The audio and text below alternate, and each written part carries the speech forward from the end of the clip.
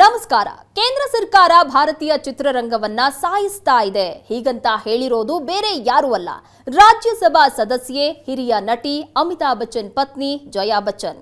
S, ಕಳೆದ ವಾರ ಮಂಡನೆಯಾದ ಕೇಂದ್ರ ಬಜೆಟ್ ಮೇಲಿನ ಚರ್ಚೆ ಸಂದರ್ಭದಲ್ಲಿ ಜಯಾ ಬಚ್ಚನ್ ಇಂಥದ್ದೊಂದು ಗಂಭೀರ ಆರೋಪ ಮಾಡಿದ್ದಾರೆ. ಸಮಾಜವಾದಿ ಪಕ್ಷದ ಸದಸ್ಯೆಯಾಗಿರುವ ಜಯಾ ಬಚ್ಚನ್ ರಾಜ್ಯಸಭೆಯಲ್ಲಿ ಮಾತನಾಡುವ ಸಂದರ್ಭದಲ್ಲಿ ವಿತ್ತ ಸಚಿವೆ ನಿರ್ಮಲಾ ಸೀತಾರಾಮನ್ ಅವರಿಗೆ ದಯವಿಟ್ಟು ಚಿತ್ರರಂಗದ ಮೇಲೆ ಸ್ವಲ್ಪ ಕರುಣೆ ತೋರಿ ಅಂತ ಕೋರಿಕೊಂಡಿದ್ದಾರೆ. ಚಿತ್ರರಂಗದ ಉಳಿವಿಗೆ ಏನಾದರೂ ಯೋಜನೆಗಳನ್ನ ರೂಪಿಸುವಂತೆ ಮನವಿ ಮಾಡಿದ್ರು. ಸಿನಿಮಾಗಳನ್ನೇ ನಂಬಿಕೊಂಡಿರುವ ದಿನಗೂಲಿ ನೌಕರರು ಜೀವನ ನಡೆಸೋದೇ ದುಸ್ತರ ಆಗಿದೆ.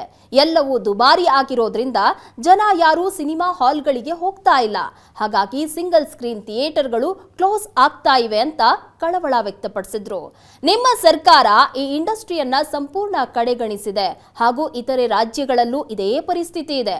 ನಿಮ್ಮ ಅನುಕೂಲಕ್ಕಾಗಿ ಮಾತ್ರ ಈ ಇಂಡಸ್ಟ್ರಿಯನ್ನ ಬಳಕೆ ಮಾಡ್ಕೊಳ್ತಾ ಇದ್ದೀರಿ ಹೊರತು ನಿಮ್ಮಿಂದ ಏನೂ ಅನುಕೂಲ ಆಗ್ತಾ ಇಲ್ಲ ಅಂತ ಖಾರವಾಗಿ ವಾಗ್ದಾಳಿ ನಡೆಸಿದ್ರು.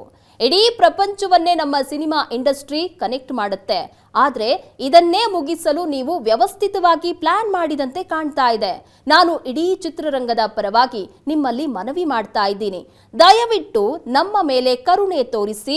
ನೀವು ಇಂಡಸ್ಟ್ರಿಯನ್ನ ಸಾಯಿಸಲು ಹೊರಟಿದ್ದೀರಿ, ಸಿನಿಮಾಗಳನ್ನ ಟಾರ್ಗೆಟ್ ಮಾಡಲಾಗ್ತಾ ಇದೆ. ದಯವಿಟ್ಟು ನಮ್ಮನ್ನ ಉಸಿರಾಡಲು ಬಿಡಿ ಮತ್ತು ಸಿನಿಮಾ ಕ್ಷೇತ್ರಕ್ಕೆ ಯಾವುದಾದ್ರೂ ಉತ್ತಮ ಯೋಜನೆಯನ್ನ ರೂಪಿಸಿ ಅಂತ ವಿತ್ತ ಸಚಿವೆ ನಿರ್ಮಲಾ ಸೀತಾರಾಮನ್ ಅವರಿಗೆ ಜಯಾ ಬಚ್ಚನ್ ಮೇಲ್ಮನೆಯಲ್ಲಿ ಮನವಿ ಮಾಡಿದ್ದಾರೆ.